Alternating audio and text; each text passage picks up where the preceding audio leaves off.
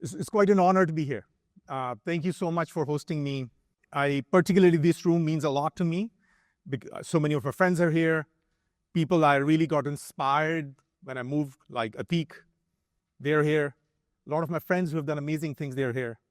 I'm very thankful, of course, to my family that has made this happen. But particularly, I want to thank my wife. She's here, Miriam, all through the journey to actually, get me here. But first of all, let's talk through if the thing that has inspired me throughout my life actually was not 1 to 0. It is a story that has been with me, I'd like to share with you. It is actually a story of 1 to 0, losing everything. And it is the story of my mother. She was born many months after her father was killed by a mob. Not only her father was killed, all her uncles and aunts, maybe one except one, and all the father's cousins and their children, they were all killed. Dozens of people were killed in one day. You lose everything from 1 to 0 in a day. The life shatters. My grandmother, when she moved to Pakistan in 1947, she was alone, 18-year-old, single mother, with my mother, born, and she was committed to just take care of her daughter. Never remarried, and actually made back from 0 to 1.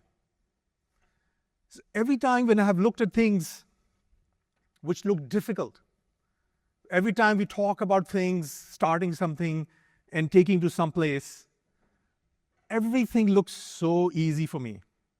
If that is something that is in my mind every time. And it just happened, as I mentioned to you, just in a single day, right? And that's the inspiration I take with me. But let's talk about bending the future. First of all, let's think about why do we want to bend the future? Why do you want to bend the future? Why are you here? It's Saturday morning, you could have been having fun or sleeping. As like my daughter will tell, I took her out of the bed. The reason we were here, would you not actually have a world in which everyone is safe and secure and respected? Would you not have the world which is everyone have health care, every disease can be actually cured? Would you not have the world in which you will have everyone has access to information and education? It's not true everywhere, right? It is not true everywhere that people have access to health care. Not even clean water. Would you not be a great world in which there is no famine? People have food to eat. The world that exists today, it asks the future to be bended. Future to be bended. Because world could be better. And the reason you're here, because I can tell you, somewhere in your mind, you want to bend the future. Otherwise, you will have no reason to be here sitting in the morning, other than meeting friends and networking. So where does it actually really start? Where does it really start? It does not start with an idea. It does not start with making money. It does not start with career growth. It does not start there. It is not a journey of intelligence. It is not a journey of skill. It truly is not. It is truly a journey of obsession. You get obsessed. You get obsessed with something that is so core to your heart that you really want to bend it. Maybe you want to cure cancer. Maybe you want to make sure the world actually has education, or children have education. Or maybe you want to improve the way the people do work and have have the work, spend all of the day. It starts with obsession. And you will see the people who actually bend the world, bend the future, they're just very obsessed with minutest of things, because you can't really bend the whole universe. What you're going to do is to bend tiny little things at a time. Right? When Atik started his company, processors, he changed the trajectory of the architecture of the processor should be done. When Raghib started his multi-core processor, he changed how multi-core should be done. They were obsessed. They were really obsessed with what needs to be done. But there are so many other things that requires, when you go on your journey, it is not the idea. It is journey of your heart. It's the guts, the courage. It starts with these things that are not taught in the school. Which curriculum teaches you this in the school? It's just a born in you. Courage. Imagine you're going to go on a journey or build something. You don't have courage. It's a suffering every day. A journey of entrepreneurship is a journey of suffering every day. Uncertainty. You don't know where you're going to end up.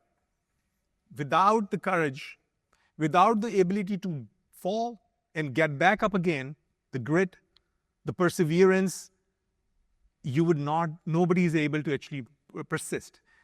The deep in your gut, when things are really, really bad, you have faith. You can tell it why you have faith that things will work out, but you have faith. It is that faith persists you. It carries you forward. You can be as bright as you can be, as brilliant as you can be, as much skill as you may have. If you do not have that faith and the courage and the grit to grind it through every day, you're not going to bend the world. You're not going to bend the future, right? And many other things, not maybe explicitly taught. Easier said than done. Integrity. It is a very thrown around world, in the board around the world. But if you don't have integrity on everything that you do in your process of bending the world, building the products, you will do the wrong thing. You will make wrong choices because they're easy to do. They're just easy to do. You're not going to build the right product. You're not going to think about what customers care about. You're not going to take care of people because it's an easier thing to do. But if you're grounded in every step through integrity, maybe there are hard things to do, you will persist and go through it. If you can't put yourself in the shoes of others, your team, your customer, if you don't have that empathy in you, you're not going to build the right product either, nor the right service either. You're not going to serve them better either, or you're not going to take care of your team either. That empathy is not skill, is not intelligence. It's just very much needed. It's a very different dimension that you need to have. People should be able to depend on you. If you really want to build something, people should be able to depend on you. Of course, every day you're making judgments. Tiny, big, but you're making judgments and team is counting on you. People are counting on you. It is very important that, of course, often you take these judgments without clarity of data. There is no, if it was mathematical, it will be so easy. Anybody can do it. But you're making judgments with fog in front of you. You don't know exactly where the world was going to go, but you're still making judgments. And you're using your intuition along the way. No question, the skill, the hard work that you have to put in your own profession, it is a must-have. It is a must-have. Nothing can be done without that. I have a lot of luck. A lot of luck. A lot of prayers. Thank God I have a lot of people who pray for me. My parents, Mariam's parents, everyone prays for me. Mariam, like a lot of prayers. You could have done everything right. You could have worked your butt off, but you can still fail. This has to line up. And which means, remember, it is not everything is in your control. But you want to do to make sure you're lining up things to luck make a strike. Luck may strike someplace, you don't just want to be there, right, at the same time. So I'm going to talk about, these are of course many things you would actually have. I want to talk a bit about 3 things. If you really want to do something, 3 things that you'll have to do. The very first thing is start defiantly. Because if you're not defiant, because if you're not different, because if you're not thinking anything different, you're not going to create change, you're not going to bend the world. You're not going to bend the future. Often people are obsessed with something. They see something which others can't see. They see something. The norm looks disturbing to them. It's very disturbing to them. They're seeing something to make the world better. But often the norm has a lot of inertia. If you're not defiant, and rejection that you're going to get, not rejection, but rejections, that's what you're going to get, it can wear you down. And just make sure that when you're starting, you're very defiant and you don't care at a certain extent. I'll tell you little stories. When we started Vicorus, and I'm not here to tell my stories, but just so you can relate to it. When we started Vicorus, the thesis was that people should have internet in their pocket. Remember, this is hardly BlackBerry times. People only could hardly do text or maybe small emails. So when you go out and talk about it, you get smirked. Like, why would you need extremely high performant, wireless 4G solution? Talha is sitting here, he's smiling. He was the one who's doing a bunch of cool stuff there. But you have to persist because you're seeing something which others not. Thank God, iPhone showed up, luck, timing striked, that when we had the product and it was 50x faster than others, the world flipped your way. You already bended your way. Everyone needed it.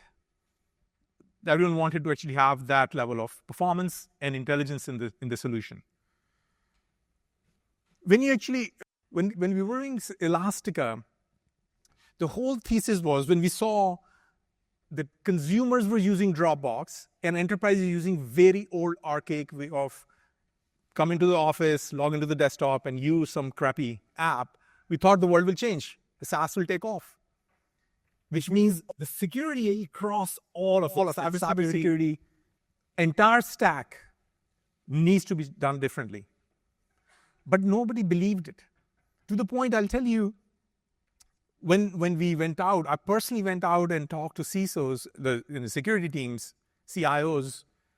Their answer used to be, we will not allow SaaS to happen in our company. You're talking about security for SaaS, which will do something different, right? But there was conviction that the world will change, and we will change the way cybersecurity is done. And literally within 2 years, it was just all SaaS. And this became the hottest topic for 3 years in a row, the hottest topic in the industry. I'll skip through a little bit of that. The second thing, let's say you have picked and you have conviction and you're going. This is not going to be a straight journey. It's easy to say, act defiantly. The whole world is against you. Investors don't believe you. Employees, if you're trying to hire, team that you're trying to hire, they sometimes can't see it. And of course, there's no one. You're alone. But you still don't go on your journey. Keep in mind, boldly doesn't mean loudly. Boldly doesn't mean rashly. Boldly actually means calmly. Because when you're calm, you can think. Because if you're not calm, a very different part of your brain takes over. You're panicked. You have fear. You can't sleep. You have anxiety. You can't make right decisions because you're not fully functional. It's not taught in the school. I wish it was taught and tested in the schools. And you'll see the entrepreneurs, and like many of you in this room, you see them, you can tell them, they will do very well. Because even when things are going really bad, they actually are calm, they can execute, they can make the right decisions. You know why it's also important? Because if you actually have a team and your partner that you're working with, humans have an innate ability to sense it. They can sense it. If you're not bold and calm, guess what's going to happen to the people behind you? One layer down. And guess what's going to happen to people even further? Because people are not listening to you in your team, they're actually copying you for the right reasons, right? And you need your leadership team, which actually thinks the same way, which actually acts the same way. And how do you, the other issue that you're going to face is, you may do all these things, but how do you actually have teams that innately like that? Innately. How do you interview for it? How do you interview for this thing? All these things. You can interview for coding skills. If you're really going to interview for somebody who's really good in sales, which is hard, but how do you interview for things that are just, you have to judge? And if you do the right judgments, you will build people around the team who are the real magic. Because it's not just you, it's the team that is going to carry this thing forward. The third thing, lets you act boldly and calmly and all, customers don't give a damn about it. Important, of course, steps. When we were doing Vicorus, and sometimes the crisis, every time there's a company that is being, at least I'm a part of, a crisis hits so bad that the world has just changed and you can't do anything about it. You have to persist through it. Vicorus, the first company that I was doing, we were raising Series C funding. We didn't have much cash left. We were raising Series C. We had term sheet that actually was given for about $50 million, which was a lot of money at that point in time. And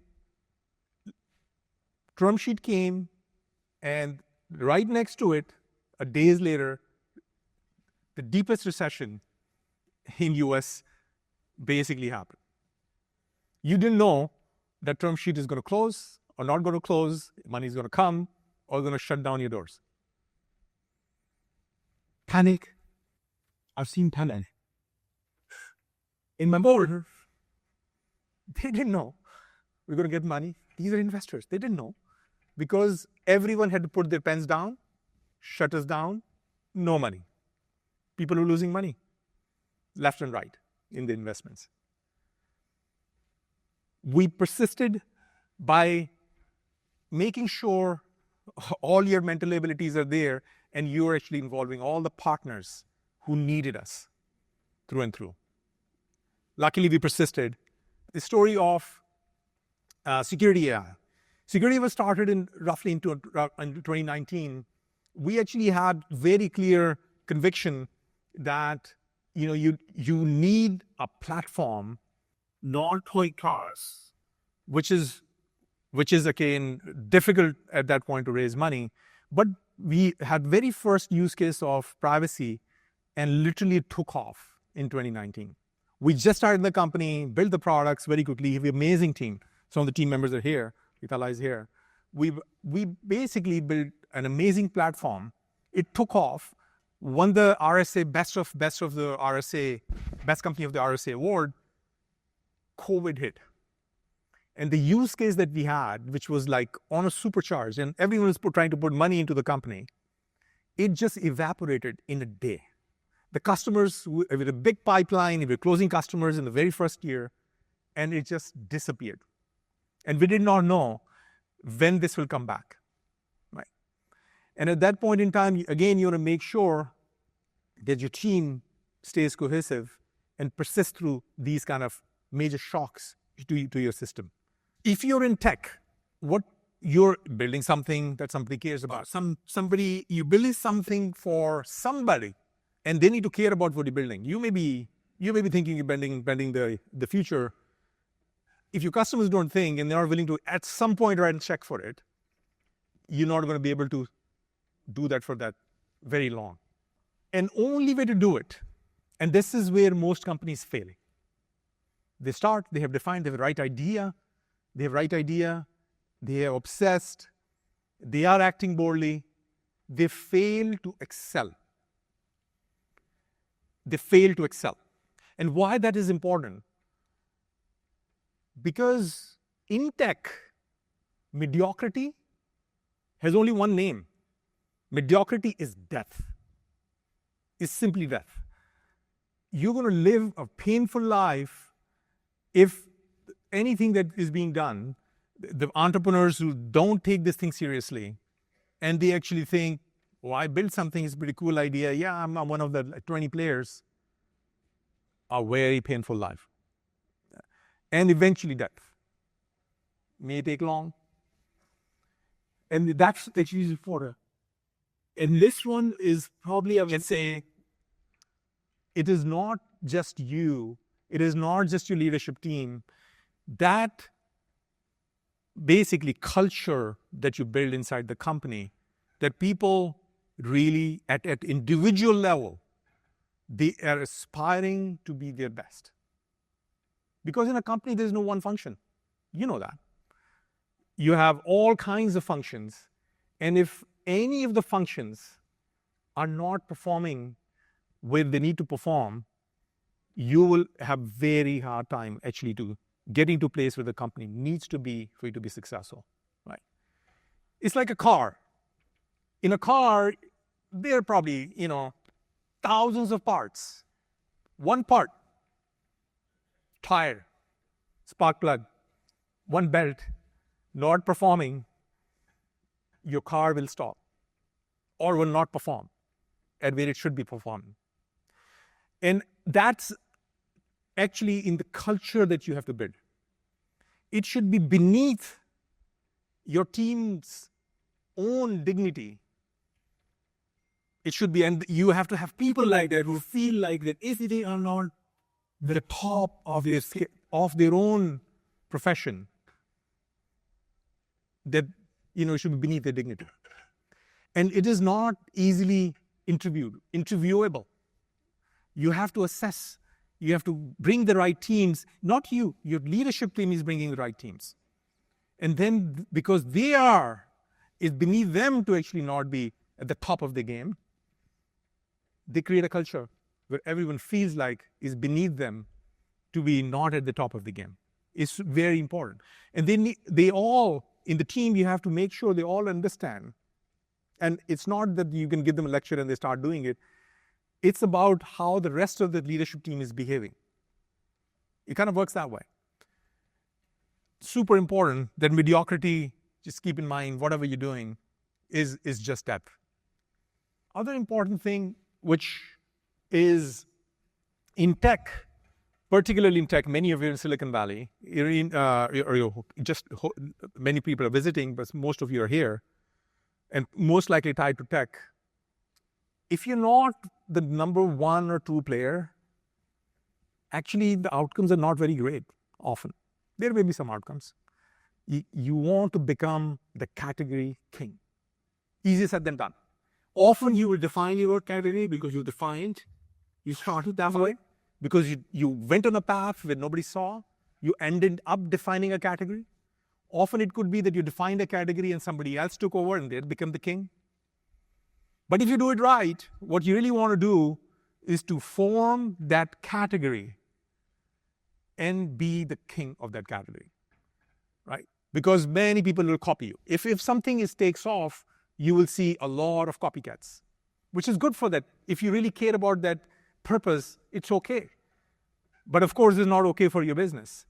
And the only way to do it is to become basically the category king. So these are 3 things. I'll repeat it. Number 1, act defiantly, think differently, because that's where you're going to bend the future. If you're just the same, then you're not bending the future. Somebody else is. And keep in mind that often when you're obsessed with something, we're talking about obsession. If the obsession is with making money, imagine, product and service that you're building is here. Somebody's obsessed with it, and they want to go that way, and they're going to build something. If somebody's just obsessed with making money, because I asked some entrepreneurs, why are you doing it? And they said, that's the way to make money. And I tell them, if that's what you think, that's the worst way to actually, you're going to lose all the money. You stay at your job. You're going to lose even your job. Only things get done is not because you're obsessed with making money. You're obsessed with solving a problem. You're thinking different. Number 1, that thing, act defiantly. Act boldly, because you're going a different path, and it's lonely. And it's going to be a lot of rejections. And the third thing is, keep in mind, if you don't excel and somebody else is excelling, it is not going to be a great outcome. And you didn't bend the world, somebody else did, which is maybe for your purpose, it may still be okay. So really, why I'm here, and you feel free to ask any questions depending on how much time is remaining. In this room, there are a lot of talented people who are aspiring. Because I talk to many of them, I get emails and LinkedIn and messages, thankfully. I know there's a lot of aspiration there. And in fact, I will say that we are so lucky to be sitting in Silicon Valley in this room together. And you have all kinds of opportunities, particularly I'll say where the world is today, right now, because you have to capture the inflection points. The world, when it's, some inflection points have to be there, because you can't change the whole thing by yourself. The AI, it is one of the biggest inflection points in the history of entire humanity ever, maybe by 10x, 100x more. And we are right in the beginnings of that. If you're passionate about something, pick that, understand what the world will look like with this AI transformation, and that is your biggest opportunity. And don't think small. Think big. Think how you can actually make the biggest difference, because the only way to get rewarded back is that you make somebody's life better. If you're making lives of a lot of people better, you get rewarded life. But don't start with the reward first. Don't think rewards first, because reward may not come for a decade. But this is an unbelievably good time to think how, if you're passionate about something, how you could bend the future. But thank you very much. I appreciate it.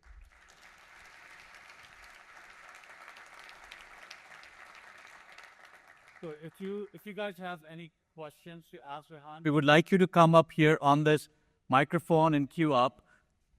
Hey, Rehan, congratulations again on, not strike 3, but like 3 home runs. It's like the World Series. Amazing stuff that you've done. Question for you, the last point, AI, 10x, 100x. We look at the Bitcoin revolution, the internet revolution, OpenAI growth rates are bending the future in many ways, inflection.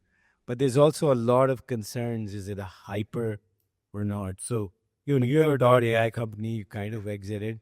So what are your thoughts about it? I mean, how much is hype? Is it a decade-long thing? Is it 2030? Where do LLMs stand? Just your thoughts on that. This is a great question. I think we can decouple the stock price of certain companies with the reality of what the AI would do. AI, for the first time in the human history, just let's think of this way. First time in the human history ever, machines could actually read stuff. It could see things physically, understand it, and generate new things and do things on its own. First time ever in the human history. Never has happened before. If only humans could do it. The thing with the human mind is, human mind has a very short life. We all die. That is the one thing you cannot decline. we all die.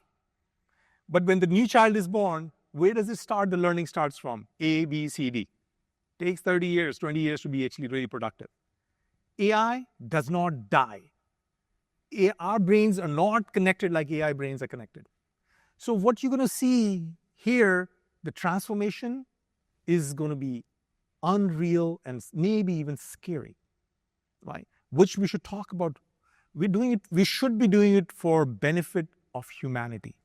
Anything that does not touches that, we should be figuring out how to not have that happen. But one thing is very clear. AI is unstoppable at this point in time. And you rather be, think of it this way. Does the world has all the teachers they want? Does the world have all the doctors? Go to Pakistan, you will figure it out. Does it have all the nurses? Does it have all the healthcare, the clean water, the agriculture? There are so many places is going to have, is a lot of scarcity. AI will actually create abundance. So it is going to happen is massive. Be part of it, I will say. And yes, stock price, I'll stay away from some stock price. I can give stock advice, of course, but there are certain companies, oh my God, like NVIDIA I'm a believer in. NVIDIA I'm a believer because it's a monopoly. Excellence, monopoly, value. But there are many other companies, oh my God, right? So congratulations, Rehan. Excellent journey and very inspiring. You introduced a very interesting concept today of 1 to 0. And for a lot of founders, that is a fear of losing what you have achieved in that journey. And you shared your mother's example, but I'm very curious to know, and if you can share with us, at a moment where you felt either you were on the slippery curve from 1 to 0, or you went from 1 to 0 and then rebuild again. It's a really awesome question. Let's say in the journey of a company, as a security AI and others, is a multi-year journey. And I can tell you, there is no straight line in these journeys because the world is moving around you rapidly moving around. What you thought is going to be useful may not, that's not the way it's going to be useful. Many times, to answer your question clearly, many times. In fact, before I started Vicorus, tried few things and actually put all whatever little assets, and thanks to Mariam and all, actually put all the assets in those and they did not work. They were tied to videos and they tied to other things. Those ideas were great. They eventually became massive ideas, but just could not get to the threshold, and they got from 1 to 0. But the thing which I will say is that what is really there to lose? A journey of life unexplored is not a journey worth living, in my humble opinion. It is not a journey worth living. If you're in Silicon Valley and you're obsessed with something, why would you not explore? Now, it is not that you become just be yourself. At some point, maybe you're part of a team that's going on the journey. Because you're obsessed with something and you're part of the team that is going to change the world. Like so many people like talk about NVIDIA, unreal good company. So many people have worked hard there to change the world. It would not have happened without them. But a lot of people are obsessed and they're changing the world. They're not Jensen, but there are a lot of people there who have made that happen. Yeah, once again, congratulations, Rehan. So I was here for Tech Week 2 weeks ago, and one of the comments I heard was that there are not that many Pakistani founders out there. It's very rare to see. So what should this community be doing to see that we change this in the next decade and see more of Rehan Jalils out there? So I think I will tell you when I came here, there were only few people. I think he's there. Few other people, and there was not much. Nor the investor community, nor the entrepreneurs. But what happened, this open started, and you start getting visibility into, Idris is sitting here, right here, lights in my eyes. Open started, and basically, people start seeing that it is possible. It's just possible, right?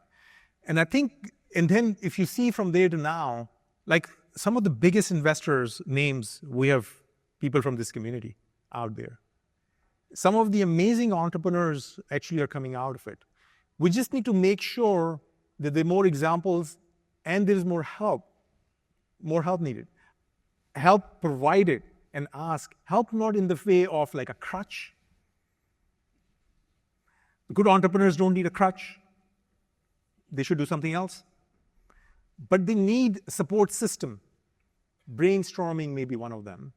Direction may be one of them. Connections may be one of them.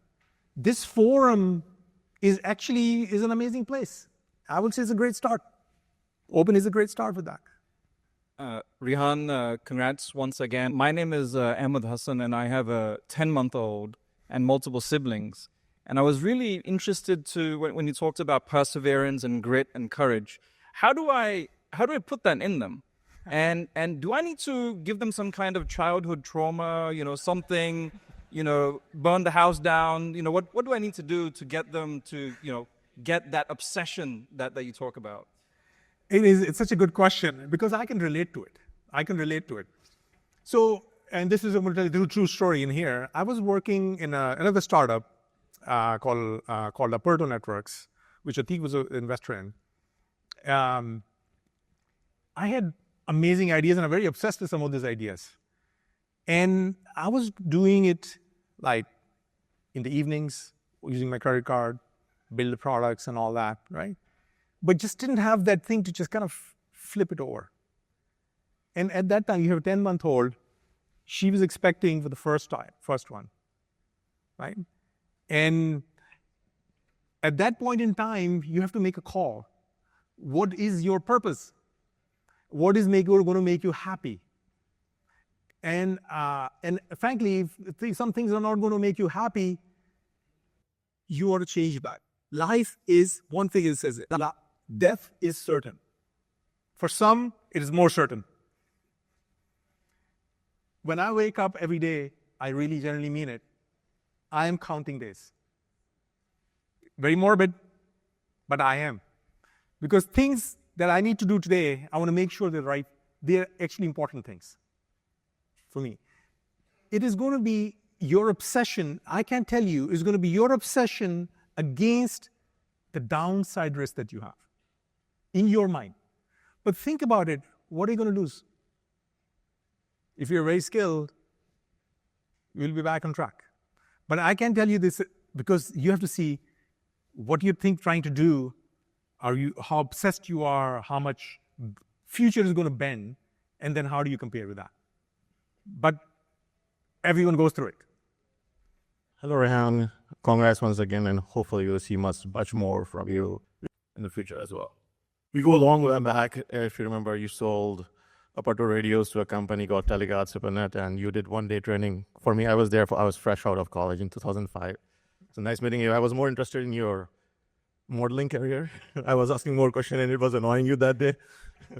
And that was great. On the technology side, I have a question. Like, generative AI has found a lot of its application and it's evolving, but a lot of its evolution is maturing. What's beyond generative AI and the AI is coming, right? So that's my question. There is so much coming. But frankly, what is present right now is the thing. Within Gen AI, you're going to see so much more. I mean, right now, of course, language models, you have physical models, and and companies like NVIDIA here, there's so much in terms of augmented reality and all, the parallel world they're trying to create in terms of digital twins and so forth. This is not stopping. I mean, think of if you can have billions of brains which are probably more equally powerful for processing in unstructured information, physical information, there's going to be massive transformation every domain that you're going to see. That's what's coming, actually, because this enables transformation of everything itself. Now, of course, you'll see how the power is being built is going to change. Of course, you're going to see augmented reality. Of course, quantum computing is coming. But more importantly, leverage what is there right now. Unless you're obsessed with quantum computing, go bend the future for quantum computing or whichever area you're obsessed with. I really appreciate it. Thank you so much.